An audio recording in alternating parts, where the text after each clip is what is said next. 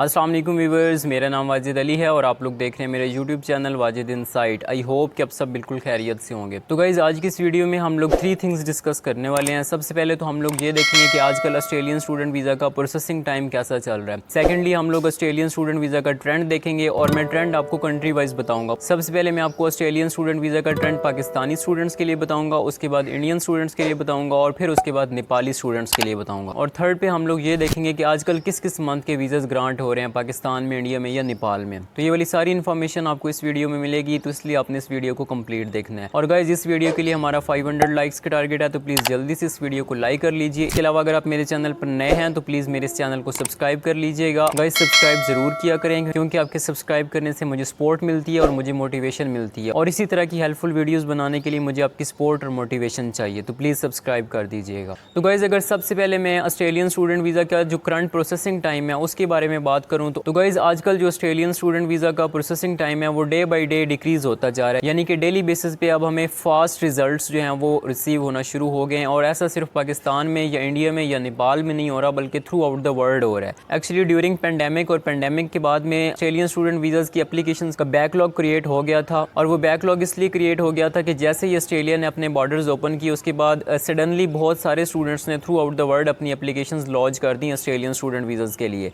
जो कि Australian home department के लिए उनको हैंडल करना उनके लिए डिफ़िकल्ट हो गया। तो इस वजह से वो जो पहले वाली एप्लीकेशन थी उनके ऊपर भी डिसीजन नहीं आ रहे थे, और साथ ही साथ न्यू एप्लीकेशंस भी लोग फाइल करते जा रहे थे, तो जिसकी वजह से एक बहुत बड़ा वीज़ाज़ का बैकलॉग क्रिएट हो गया था। और ऐसा सिर्फ स्टूडेंट वीज़ाज़ के लिए नहीं हुआ था बल्कि और भी डिफरेंट सेक्टर्स की जो वीज़ा एप्लीकेशन थी वो अफेक्ट हुई थी इस बैकलॉग की वजह से। तो पिछले 3 to 4 मंथ से स्टूडेंट्स बहुत ज़्यादा सफ़र कर रहे थे वीज़ाज़ की बैकलॉग की वजह से, और स्पेशली पाकिस्तान में तो स्टूडेंट्स ने बहुत ही ज़्यादा सफ़र किया, उनको बहुत ज़्यादा वेट करना पड़ रहा था, और स्टूडेंट्स को अराउंड 4 मंथ में, 5 मंथ में, इवन 6 मंथ के बाद जाके उनको अपने वीज़ाज़ ग्रांट हो गए थे। लेकिन फिर ऑस्ट्रेलिया में न्यू इलेक्शंस हुई और स्कॉट मॉरिसन की गवर्नमेंट जो थी वो ख़त्म हुई, और उसके बाद न्यू गवर्नमेंट आई जो कि लेबर पार्टी की गवर्नमेंट है, और जो नई गवर्नमेंट है वो अब नई पॉलिसीज़ लेके आई है, और वो वाली नई पॉलिसीज़ जो इम्प्लीमेंट भी होना शुरू हो गई हैं। और आप लोग जानते होंगे, मैंने अपनी प्रीवियस वीडियोज़ में ये मैंसन कर रखी हूँ, नई गवर्नमेंट की पॉलिसीज़, यानी उन्होंने इस बात को यकीनी बनाया कि जो स्टूडेंट वीज़ाज़ एप्लीकेशन के बैकलॉग्स क्रिएट हो चुके हैं उनको प्रायोरिटी की बेस के ऊपर जो है उनको क्लियर करें। उसके लिए न्यू ऑस्ट्रेलियन गवर्नमेंट ने डिपार्टमेंट ऑफ होम अफेयर को कहा कि वो नया स्टाफ हायर करे, और नए स्टाफ की हायरिंग हुई। उसके अलावा भी और डिफरेंट मेजर्स हुए, यानी कि बाकी डिपार्टमेंट्स से भी स्टाफ ने ज्वाइन किया, और जो वीज़ाज़ के बैकलॉग क्रिएट हो चुके थे उनके ऊपर वीज़ाज़ की प्रोसेसिंग जो है वो स्टार्ट हो गई। तो अब आहिस्ता आहिस्ता हमें जो न्यू गवर्नमेंट की न्यू पॉलिसीज़ हैं उनके रिजल्ट्स रिसीव होना शुरू हो गए हैं, और इस चीज़ का आप अंदाज़ा इस बात से लगा सकते हैं कि आजकल जो ऑस्ट्रेलियन स्टूडेंट वीज़ाज़ की आउटकम्स हैं वो बहुत ज़्यादा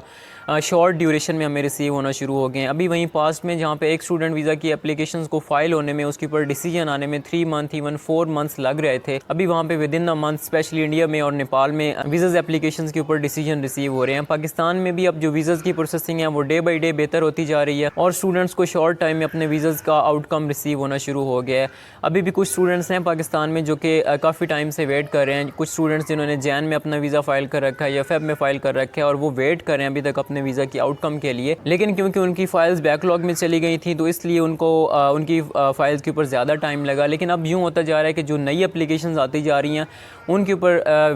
ऊपर जो डिसीजन है वो जल्दी आता जा रहा है, और इस चीज़ को आपने खुद एक्सपीरियंस भी किया होगा, क्योंकि पिछले वीक में जितने भी स्टूडेंट वीज़ाज़ ग्रांट हुए उनमें से ऑलमोस्ट 80% प्लस जो वीज़ाज़ थे वो अप्रैल या मई के वीज़ाज़ थे। और इवन आज मैंने कुछ वीज़ाज़ देखे, जून में उन वीज़ाज़ को पाकिस्तान से फाइल किया गया और जुलाई में उनको अपने वीज़ाज़ का आउटकम यानी डिसीजन जो है वो रिसीव हो गया। तो ये काफ़ी पॉजिटिव साइन है। और अगर मैं आपको बताऊं कि बैक एंड में क्या चल रहा है, तो इस टाइम ऑस्ट्रेलियन गवर्नमेंट जो है या डिपार्टमेंट ऑफ होम अफेयर है वो एट अ टाइम 2 चीज़ों के ऊपर वर्क कर रहे हैं। एक तो वो कोशिश कर रहे हैं कि जो बैकलॉग है उसको वो as soon as possible clear करें,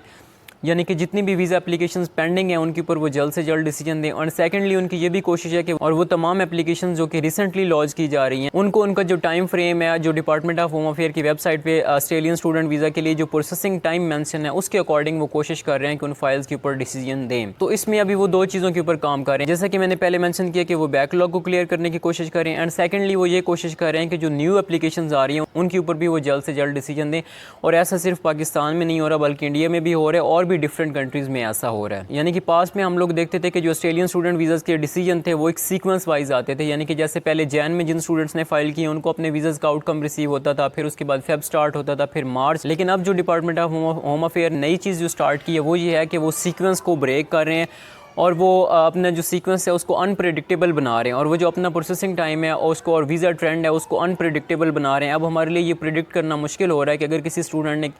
इस मंथ में लेट्स सपोज वीज़ा फ़ाइल किया तो उसको कब अपना वीज़ा ग्रांट होगा, क्योंकि जो सीक्वेंस है वो ब्रेक हो चुका है। तो इसलिए हमारे लिए इस बात को प्रिडिक्ट करना कि वीज़ा का डिसीजन कब आएगा बहुत ज़्यादा मुश्किल होता जा रहा है। इसमें एक पॉजिटिव साइन वो ये भी है कि अब स्टूडेंट्स को एक उम्मीद है, एक होप है कि उनको अपनी फ़ाइल के ऊपर जल्द से जल्द डिसीजन रिसीव हो जाए। एंड आई होप कि डिपार्टमेंट ऑफ होम अफेयर आप सबकी उम्मीदों के ऊपर पूरा उतरे। गाइस, जैसा कि मैंने पहले मेंशन किया कि नई गवर्नमेंट है वो बहुत सारी पॉजिटिव पॉलिसीज़ लाई है, और उनकी जो सबसे अच्छी पॉलिसी जो मुझे पर्सनली बहुत ज़्यादा अच्छी लगी है वो ये है कि जो लेबर पार्टी की गवर्नमेंट है वो इंटरनेशनल स्टूडेंट्स फ्रेंडली है, और उन्होंने बहुत सारे ऐसे मेजर्स लिए हैं जो कि इंटरनेशनल स्टूडेंट्स की फेवर में हैं। तो इसी चीज़ को आप लोग देख लें कि जो पहले वाली गवर्नमेंट थी वो इस चीज़ के ऊपर टस से मस नहीं हो रही थी, वो कोई मेजर्स कोई नई पॉलिसीज़ नहीं लेके आ रही थी वीज़ाज़ की बैकलॉग को क्लियर करने के लिए। लेकिन जैसे ही नई गवर्नमेंट आई है लेबर पार्टी की, उसने even from the day one अपनी जो पॉलिसीज़ हैं उनको इम्प्लीमेंट करना और नई पॉलिसीज़ को इंट्रोड्यूस करना स्टार्ट कर दिया, और अभी हमें जो रिजल्ट्स मिल रहे हैं ये सारा कुछ उन्हीं पॉलिसीज़ की वजह से है। तो अब अगर यहाँ पे मैं आपको ऑस्ट्रेलियन स्टूडेंट वीज़ा का ट्रेंड बताऊँ और प्रोसेसिंग टाइम बताऊँ पाकिस्तान के लिए, तो मैंने पहले भी मेंशन किया कि अब पाकिस्तानी स्टूडेंट्स को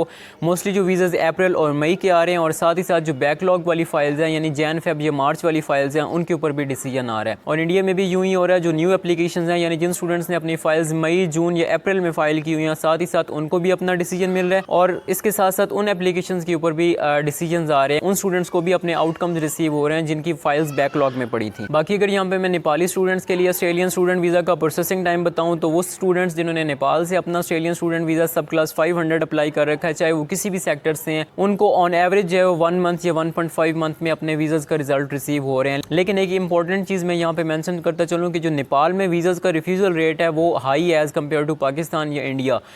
उसमें मेजर रीज़न मैंने अपनी प्रीवियस वीडियोस में भी मेंशन कर रखा है, और मैं फिर बताता चलूँ कि उसमें उसका मेजर रीज़न यही है कि वहाँ पे वेट सेक्टर के लिए बहुत ज़्यादा एप्लीकेशंस फाइल की जा रही हैं, यानी कि बहुत कम स्टूडेंट्स हैं जो कि हायर एजुकेशन सेक्टर में यानी कि जो प्रोफेशनल डिग्रीज़ हैं लाइक बैचलर या मास्टर्स के लिए जा रहे हैं, वहाँ मोस्टली स्टूडेंट्स जो डिप्लोमाज के लिए जा रहे हैं या डिफरेंट सर्टिफिकेट्स के लिए जा रहे हैं जो कि वेट सेक्टर के हैं। तो इस चीज़ को लेकर अभी recently department of home affair ने एक लेटर भी इशू किया, और उन्होंने बाकायदा इस चीज़ को मैंशन किया कि जो नेपाल में रिफ्यूज़ल रेट हाई है उसका रीज़न यही है कि वहाँ पे वेट सेक्टर के लिए ज़्यादा एप्लीकेशंस फाइल की जा रही हैं।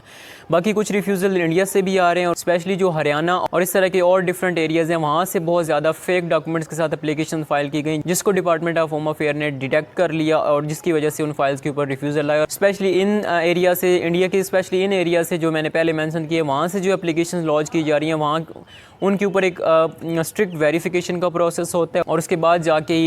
इन फाइल के ऊपर जो है वो result department of home affair देता है। तो गाइज़, इस वीडियो के लिए यही इन्फॉर्मेशन थी। आई होप कि मेरी ये वाली एफर्ट आपको अच्छी लगी होगी। अगर ये वाली वीडियो आपको इन्फॉर्मेटिव और हेल्पफुल लगी है तो प्लीज़ इस वीडियो को लाइक कीजिए। इसके अलावा इस वीडियो को आप अपने फ्रेंड्स के साथ शेयर भी कर सकते हैं। और गाइज़, एक फेवर कीजिए कि मेरे फेसबुक के ऊपर वाजिद इनसाइट नाम का पेज है, प्लीज़ जाके उसको भी फॉलो कर लीजिए।